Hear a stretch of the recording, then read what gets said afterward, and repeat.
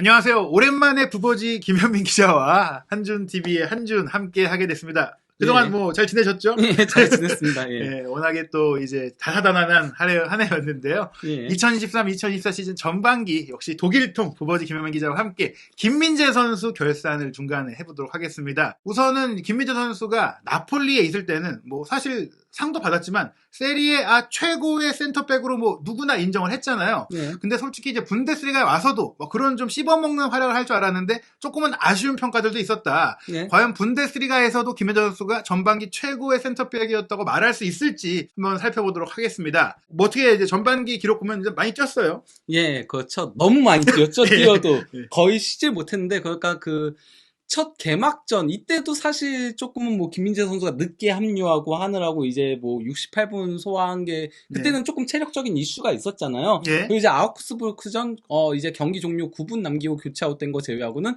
쫙 풀타임. 예, 사실 뭐 강제 풀타임 아니냐 그렇죠. 이런 상황까지 됐었는데 예. 그러다 보니까 이제 그 바이에른이 분데스리가에서 치른 전체 경기 시간 대비 김민재 선수가 무려 98%를 출전했습니다. 예, 뭐 이 정도면 거의 최고 수준 아니냐. 그렇죠. 예, 그리고 이제 예. 한 골을 좀 기록했는데요. 예. 그러면서 이제 뭐 공식 대회를 놓고 보더라도 챔피언스리그에서 코펜하겐전 한 경기 그거 그냥 뭐 경미한 부상이라고 얘기는 나왔지만은 사실 뭐 이미 16강 그것도 조 1위도 확정 지었기 때문에 그 경기 조금 쉬게 해준 거 제외하고 다 풀타임이죠. 예. 포칼도 한 경기 뭐 경미한 부상으로 빠졌다라고 했지만은 그것도 무리해서 뛰게 하려면 할 수 있었는데 그냥 조금 휴식 차원에서 한 경기 빠지게 하면서 90분 풀타임 뛰었죠. 한 예. 경기는. 예, 그러니까 뭐 김민재는 나왔다 하면은 거의 뭐 풀타임이었다라고 할 수 있는 거죠. 예. 사실 챔피언스리그 조별리그 최종전인 맨유전도 솔직히 그 경기 뭐 유망주를 쓴다거나 로테이션도 가능했지만 직전에 리그 경기 패배 때문에 좀 어쩔 수 없이 그렇죠. 된 거 아닌가요? 그것도 그냥 패했으면은 아마 로테이션 돌렸을 거예요. 근데 그렇죠. 너무 큰 패배를 당해서 바이언이 반등이 필요했거든요. 그쵸. 분위기를 바꿨어야 됐어요. 예. 그래서 그 경기 맨유가 어떤 의미에서는 조금 손해를 봤죠. 예, 사실 그 경기는 바이에른이 저도 아무리 크게 져도 1위였거든요. 예. 그러면 이제 그 김민재 선수의 분데스리가 내에서의 이제 그 세부 기록들의 순위를 조금 살펴보도록 하겠는데요. 먼저 그 경기당 패스 성공 횟수가 김민재 선수가 94.5회로 그라니트 자카 94.7회에 이어서 2위를 달리고 있습니다. 몇 개만 좀 추가했으면 100개도 좀 가능했었던 엄청난 수치네요. 그렇죠. 그것도 이제 이게 90분당이거든요. 자카는 조금 교체 아웃됐던 그런 것들을 고려하면은 김민재가 더 많이 기록했다라고 할 수 있고요.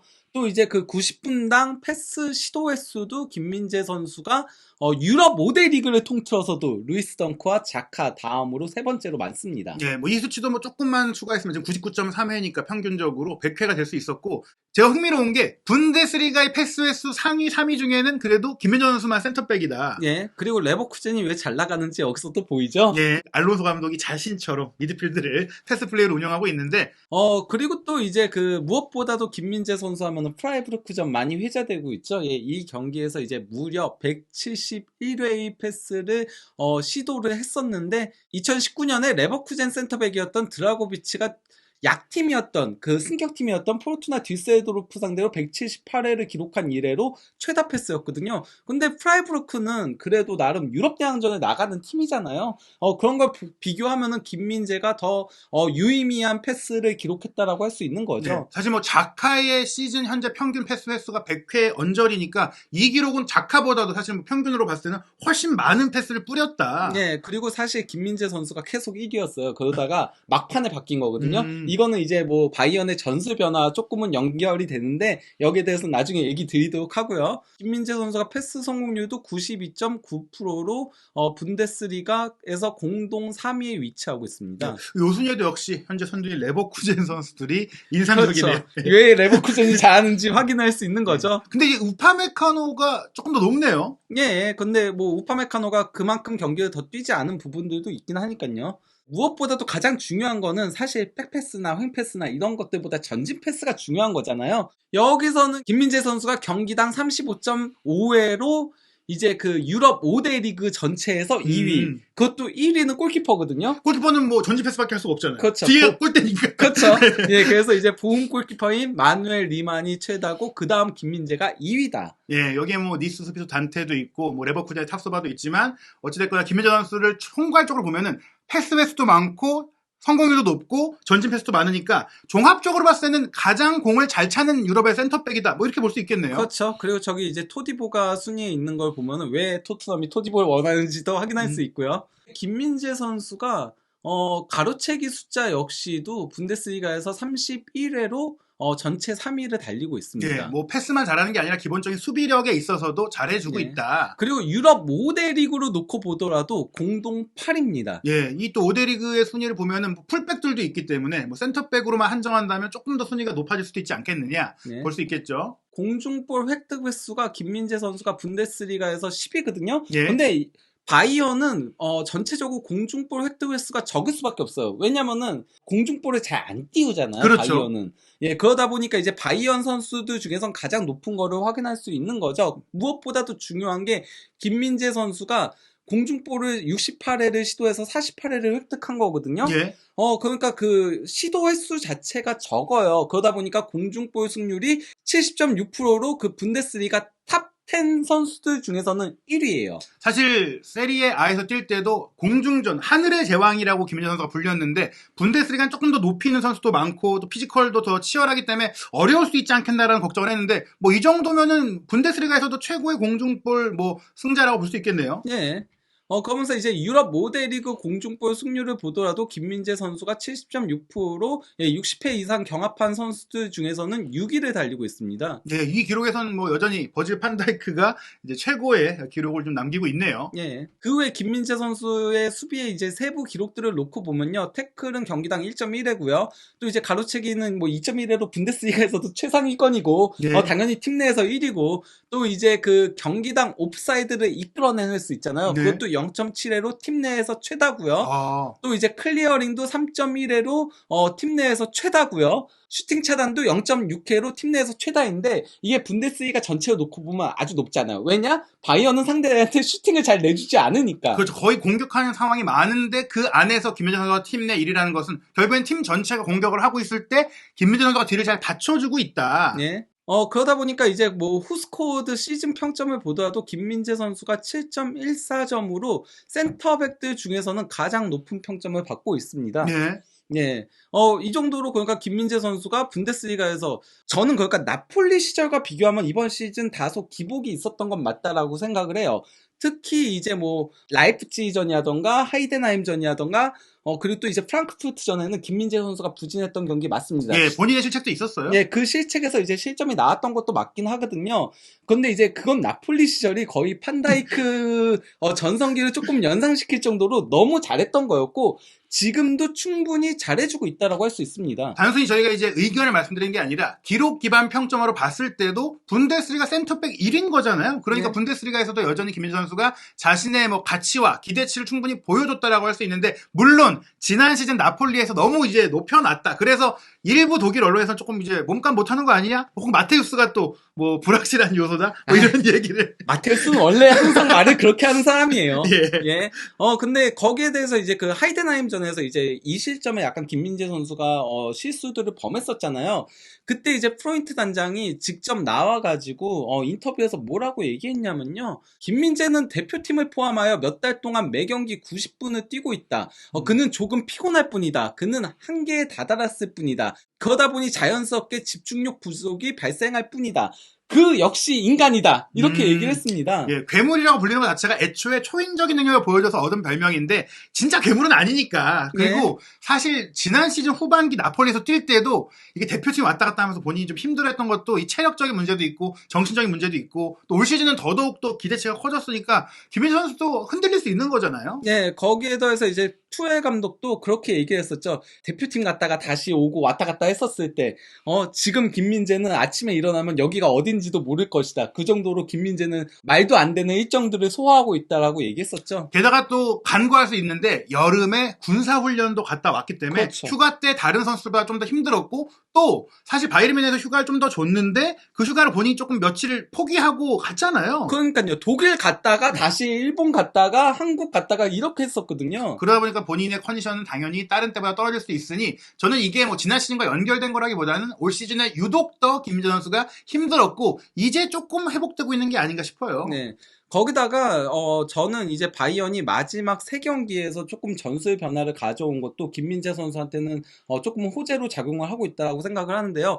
프랑크푸르트전에 조금 기록적인 대패를 당하고 나서는 투엘 감독이 이전까지는 밑에서부터 아기자기하게 만들어가는 축구들을 했잖아요. 근데 지금은 그거보다는 조금 더 수비적인 안정감을 가져가면서 다이렉트 축구를 하고 있어요. 바로바로 이제 패스를 뿌리는 그런 모습들을 보여주거든요. 그러다 보니까 이제 상대한테 거의 슈팅을 허용하지 않고 있습니다. 먼저 그 맨유전에 상대한테 슈팅을 5번밖에 허용하지 않았거든요. 점유율도 59%면은 평소 바이언보다는 그렇게 높은 수치가 아니에요. 참고로 이제 그 맨유가 기록했던 슈팅 5번이 챔피언스 리그 역사상 프리미어 리그 팀이 기록한 한 경기 최소 슈팅이에요. 예, 심지어 홈 경기였는데. 네. 예, 맨유가 최악이기도 했지만 바이에른이 잘했던 것도 있다. 네, 그리고 또 이제 슈투트가르트전에도 슈투트가르트가 분데스리가에서 3번째로 골이 많고 기라시가 있음에도 슈팅이 6번밖에 없었어요. 거기다가 이 경기에서는 바이언이 전반전 점유율은 29%밖에 되지 않았고요. 예. 경기 전체로 놓고 보더라도 37%로 2008-09 시즌 클린스만 감독 때 이래로 40% 미만으로 떨어진 게 처음이었어요. 저 사실 이 기록 보고 잘못된 거 아닌가 싶어요. 바뀌었나? 내가 잘못 봤나? 아니 슈투트가르트가 물론 잘하는 팀이긴 하지만 바이에른 홈이기도 하고 아무리 바이에른이 실리적으로 경기를 운영해도 안방에서 40% 미만은 조금 이제 이해가기 어려울 정도였거든요. 네. 그리고 또 이제 볼프스부르크전에도 볼프스부르크도 지금 괜찮게 하는 팀이거든요. 그리고 여기도 이제 분데스리가 득점 공동 4위인 요나스 빈이 있는데 빈 완전 꾹꾹 묶였잖아요. 예. 진짜 빈은 좀 처참하게 묶이더라고요. 그러면서 볼프스부르크도 슈팅을 5번밖에 가져가지 못했어요. 예, 이 3경기 중요한 점은 결코 상대가 만만하지 않은 데다가 물론 뭐 맨유의 호일룬이 뭐 리그에서는 득점이 없지만 그래도 챔스에서는 잘해왔기 때문에 호일룬, 기라시, 빈을 다 완전히 지워버린 경기였다. 네, 그것도 덴마크 대표팀과 코펜하겐 소속팀 선후배인 요나스 빈과 호일룬을 동시에 그냥 묶어버렸죠. 여기에 더해 이제 그 다이렉트 축구의 효과로 바이언이 일단 슈투트가르트전에서는 활동량이 120.19km. 예. 예, 그리고 또 이제 전력 질주도 250회로 슈투트가르트보다 더 많이 뛰었어요. 그리고 또 이제 볼프스부르크전에도 활동량이 118.35km, 그리고 전력 질주가 237회였는데요. 원래 바이언의 활동량이 113km대로 다름슈타트와 함께 분데스리가에서 가장 뛰지 않는 팀이었어요. 그러니까 바이언은 밑에서부터 아기자기하게 만들어가다 보니까 당연히 많이 뛸 필요가 없어요. 그냥 차근차근 라인을 올려가면서 그러면서 공격을 점유하면서 플레이를 했던 거였거든요. 근데 요즘은 다이렉트 플레이를 하다 보면은 빨리 튀어나가야 되고 또 이제 수비적으로도 빨리 내려와야 되잖아요. 그러다 보니까 자연스럽게 활동량이 늘어나는데 저는 이게 김민재 선수한테 더 맞다라고 생각해요. 김민재 선수가 물론 패스 굉장히 잘하고 있잖아요. 바이언 가서도 한 단계 더 발전을 했는데 그래도 김민재 선수는 아기자기하게 이렇게 만들어가는 것보다는 시원시원하게 그렇죠. 뿌리고 또 이제 시원시원하게 부딪히고 시원시원하게 튀어나가고 이게 더 맞거든요. 그러다 보니까 김민재 선수가 저는 최근 3경기가 이전 경기들보다 훨씬 좋은 퍼포먼스를 보여주고 있다라고 개인적으로 생각을 합니다. 네. 그 또 하나 주목할 점이 사실 이제 키미 선수, 고레츠카 선수 다 좋은 선수이긴 한데 어떻게 보면 김민재 선수의 수비 부담에는 좀 크게 도움이 되지 않는 게 아니냐. 좀 공격적이고 높이 올라가고 그런 부분들이 있다 보니까 오히려 어리지만 좀 열심히 뛰어주는 파블로비치라든지 또 풀백 출신인 게헤이르와 함께 뛰었던 이 슈투트가르트전 같은 경우에 이 조합이 김민재 선수의 부담을 덜어주는 게 아니냐라고도 볼 수 있는데 이 부분은 좀 도움이 어떻게 될까요? 그러니까 저는 일단 파블로비치는 충분히 도움은 된다라고 생각해요. 다만 이제 파블로비치 같은 경우는 아직까지는 안정감은 조금 떨어져요. 그러니까 네. 패스적인 부분에서 조금 미스들이 있더라고요. 그러다 보니까 이제 패스 성공률이 더 끌어올릴 필요성이 있어요. 그러니까 90% 이상까지는 끌어올려야 되거든요. 바이언의 수비형 미드필더라면 86% 정도 나오더라고요. 그러다 보니까 그 부분은 조금 더 발전을 시킬 필요성이 있지만은 그래도 김민재 선수를 보호하는 역할에 있어서는 파블로비치가 확실히 도움은 된다. 이 선수가 키도 크고 네. 그리고 또 이제 무엇보다도 많이 뛰거든요. 여기에 대해서는 투엘 감독도 파블로비치에 대해서 선수들이 지쳐있는 와중에 그래도 파블로비치가 에너지 레벨을 더해주고 있다라고 얘기를 했어요. 바이언의 활동량이 늘어난 데에는 파블로비치의 선발 출전도 일정 부분 도움을 준다라고 생각을 하고 있거든요. 거기다가 이제 다이렉트 축구를 하면서 밀러가 미쳐 날뛰고 있죠. 그렇죠. 네. 그래서 밀러가 뭐 그 슈투트가르트전에서도 선제골에 기점 패스를 했고 그 경기에서 키패스가 6회였고요. 어. 빅찬스 메이킹이 2회였어요. 음. 그러니까 도움을 올리지 못한 게 이상했고요. 그 다음 볼프스부르크전 2도움 올렸고, 밀러도 이런 다이렉트 축구에 더 어울리는 게, 밀러는 간결하게 원터치로 싹싹 돌리는 선수잖아요. 그러다 네. 보니까 이제 그 공격 속도를 한층 더 빠르게 하는 데 있어서의 굉장히 힘을 준다라고 할 수 있는 네. 거죠. 게다가 뭐 슈투트가르트전도 비록 오프사이드로 무산이 되긴 했지만 김민재 선수가 바로 밀러에게 줄 수 있는 상황도 좀 더 많이 나올 수 있게 된 것 그렇죠. 같아요. 예. 사실 전반기에 솔직히 말씀드리면 기대했던 바이에른보다 좀 압도적이지 못하게 됐고, 네. 물론 레버쿠젠이 잘한 것도 있지만 솔직히 우승 못할 수 있지 않을까라는 걱정도 됐었는데, 최근 이 바뀐 전술 변화가 투엘의 좀 유연성을 보여주는 것 같아요. 네, 그러니까 저는 투엘 감독이 지나치게 조금은 본인의 고집을 세웠다라고 생각을 해요. 그러면서 바이언 보드진한테 마치 내가 영입해달라고 했는데 안 해줬지? 약간 좀 이런 거 보여주려고 하는 게 아닌가. 그래서 키미한테 너무 과부하가 걸리는 식의 전술을 구동을 했던 게 맞거든요. 그러다 보니까 키미도 실수가 많이 나오면서 그러면서 조금은 비판의 여론 속에 많이 시달리기도 했는데, 프랑크푸르트전 대패가 어떤 의미에서 나도 이러면 안 되겠다, 이러다가 내가 잘리겠다, 이런 그렇죠. 생각이 든 게 아닌가. 차라리 잘 됐다. 네, 그러면서 조금은 실리적으로 전술 접근법을 가져가는 게 바이언한테는 그래서 후반기 조금 더 기대하게 하는 요소가 아닌가. 거기다가 이제 그 프로인트 단장도 항상 얘기하지만은 겨울 이적 시장에서 최소 2명에서 3명 영입할 거라고 하거든요. 그것도 빨리 영입할 거라고 해요. 왜냐면 김민재, 마즈라이, 그리고 또 이제 추포모팅이 아시안컵, 아프리카 네이션스컵에 가기 때문에 빨리 영입을 할 거라고 얘기들을 하고 있거든요. 네. 그렇게 되면은 바이언 후반기 충분히 기대해 볼 수 있지 않을까라는 생각이 듭니다. 네. 김민재 선수의 관점에서 보면은 앞서 이제 저희가 분데스리가 전반기 평점을 살펴봤는데, 김민재 선수도 물론 잘해주고 있긴 하지만 탑소바라든지 뭐 지금 타라든지 뭐 다른 또 레버쿠젠 스페이스들이 워낙에 또 평점 좋다 보니까 네. 올 시즌 전체 뭐 후반기를 봐야 되겠지만, 김민재 선수가 또 지난 시즌처럼 리그 베스트 센터백이 되기엔 좀 경쟁이 치열할 것 같아요. 네, 뭐 하지만 후반기 때 슈투트가르트전 같은 활약을 계속 보인다면, 전 개인적으로는 슈투트가르트전이 김민재 선수의 최고의 경기였다고 네. 생각해요. 유럽 진출 이래로 나폴리 때보다도 포함해도? 더 포함해도 진짜 그 경기에서는 모든 걸 보여줬어요. 그러니까 수비적으로도 완벽했고 공격적으로도 사실 두 골이잖아요. 그렇죠, 두 골이죠. 기술적인 오류 네. 때문에 한 골이 취소된 거고, 네. 예, 그리고 또 이제 환상적인 전진 패스도 줬었고, 그럼 모든 걸 보여준 경기는 저는 없었다라고 생각을 하거든요, 개인적으로는. 그렇기 때문에 그런 경기를 후반기 때 쭉 이어간다면, 그러면 저는 이거는 판다이크 소환해야 된다라고 생각합니다. 네. 여기에 플러스 중요한 건 리그 우승인데, 레버쿠젠이 안 질 것 같은데 이건 어떻게 해야 되나요? 근데 저는, 바이언이 만약에, 지금 그러니까 승점 4점 차인데 한 경기가 폭설로 취소된 거거든요. 네. 그러니까 그 경기 이긴다면 승점 1점 차예요. 이거를 시즌 끝까지 끌고 간다면은 결국은 경험면에서 바이언은 그러니까 항상 지고 있다가도 막판에 역전으로 우승을 많이 했잖아요. 지난 시즌도. 네, 그렇잖아요. 항상 그래왔거든요. 그러다 보면 바이언 선수들은 심리적으로 우리 그래도 또 우승할 수 있을 거야, 이런 게 있을 텐데, 반면에 레버쿠젠은 단 한 번도 우승한 적이 없어요. 한 번. 심지어 준우승을 좀 많이 하고, 그래서 독일 내에서의 애칭도 비체쿠젠, 이게 그 바이스를 독일어로 하는 거거든요. 그래서 준우승 쿠젠, 코퍼쿠젠으로 예. 불리기도 하고, 또 이제 레버쿠젠 절대 우승 못한다, 이렇게도 불리기도 하거든요. 거기다가 레버쿠젠이 평균 연령이 어리잖아요. 네. 그러다 보면 물론 알론소 감독이 워낙 우승 경험이 많다고 하더라도 그거는 선수 시절이고 또 필드 위에서 같이 뛰는 건 아니니까, 결국 그러면은 레버쿠젠이 조금 더 심리적으로 쫓기게 되지 않을까라는 생각은 들긴 해요. 결국엔 올 시즌 이 분데스리가 우승 경쟁 레버쿠젠과 바이에른의 역대급 경쟁일 것 같은데, 결국엔 또 맞대결이 중요하지 않을까 싶기도 해요. 그렇죠. 예, 그 부분에 있어서 사실 레버쿠젠이 여러모로 유리하긴 하죠. 왜냐면은 전반기 맞대결이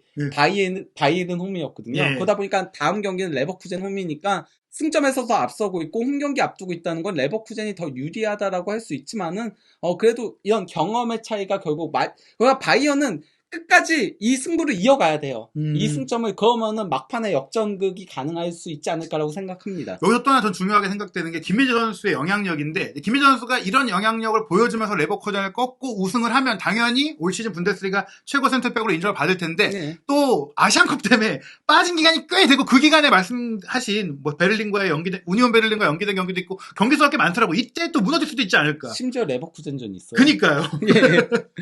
그래서 그게 관건이죠, 사실. 예. 결국엔 이제 김민재 선수가 없을 때 바이에른이 어떻게 해주냐에 따라서 후반기 바이에른의 우승 여부와 또 김민재 선수의 평가가 갈릴 것 같은데요. 2024년 새해에도 한준TV 다양한 소식 준비하겠습니다. 부버지 김현민 기자와 함께하는 유럽 축구 정밀 분석도 많은 사랑 부탁드리겠습니다.